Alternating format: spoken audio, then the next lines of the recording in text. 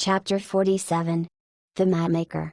It was a cloudy, sultry afternoon. The seamen were lazily lounging about the decks, or vacantly gazing over into the lead-colored waters.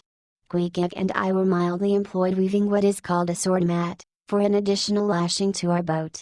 So still and subdued and yet somehow preluding was all the scene, and such an incantation of reverie lurked in the air, that each silent sailor seemed resolved into his own invisible self. I was the attendant or page of Queequeg, while busy at the mat.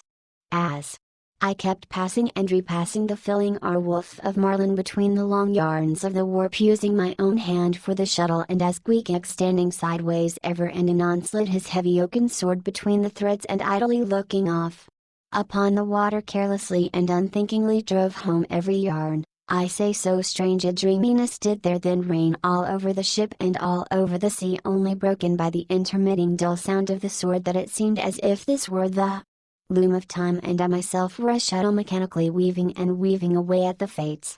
There lay the fixed threads of the warp, subject to but one single, ever returning, unchanging vibration, and that vibration merely enough to admit of the crosswise interblending of other threads with its own.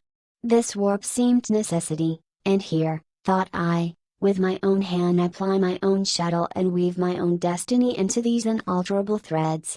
Meantime Queequeg's impulsive indifferent sword sometimes hitting the woof slantingly or crookedly, or strongly or weakly as the case might be, and by this difference in the concluding blow producing a corresponding contrast in the final aspect of the completed fabric, this savage's sword, thought I, which thus finally shapes and fashions both warp and woof, this easy indifferent sword must be chance, free will and necessity, no wise incompatible, all interweavingly working together, the straight warp of necessity not to be swerved from its ultimate course, its every alternating vibration indeed only tending to that free will still free to ply her shuttle between given threads, and chance, though restrained in its play within the right lines of necessity, and sideways in its motions directed by free will, though thus prescribed by both chance by turns, rules either, and has the last featuring blow at events.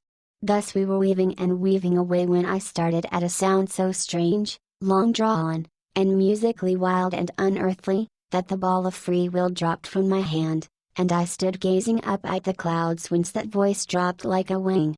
High aloft in the cross trees was that mad gay-header, Tashko.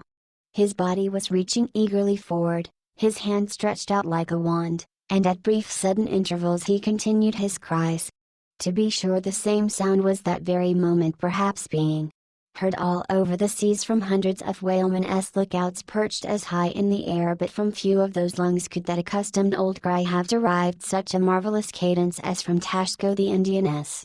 As he stood hovering over you half suspended in air, so wildly and eagerly peering towards the horizon, you would have thought him some prophet or seer beholding the shadows of fate, and by those wild cries announcing their coming.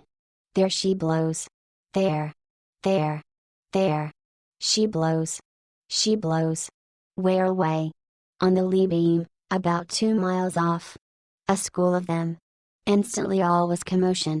The sperm whale blows as a clock ticks, with the same undeviating and reliable uniformity, and thereby whalemen distinguish this fish from other tribes of his genus. "There go flukes!" was now the cry from Tashko, and the whales disappeared. "Quick, steward!" cried Ahab. "Time! Time!" Doughboy hurried below, glanced at the watch, and reported the exact minute to Ahab. The ship was now kept away from the wind, and she went gently rolling before it. Tashko reporting that the whales had gone down heading to leeward, we confidently looked to see them again directly in advance of our bows.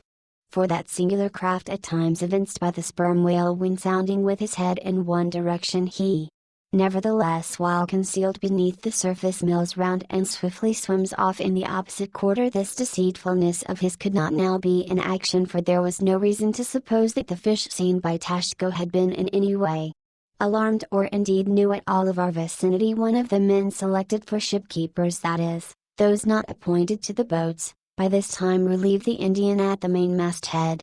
The sailors at the fore and mizzen had come down, the line tubs were fixed in their places, the cranes were thrust out, the main yard was backed, and the 3 boats swung over the sea like 3 samphire baskets over high cliffs.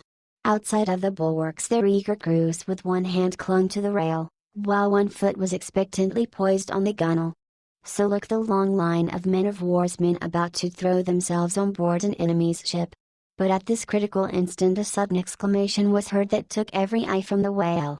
With a start all glared at dark Ahab, who was surrounded by 5 dusky phantoms that seemed fresh formed out of air.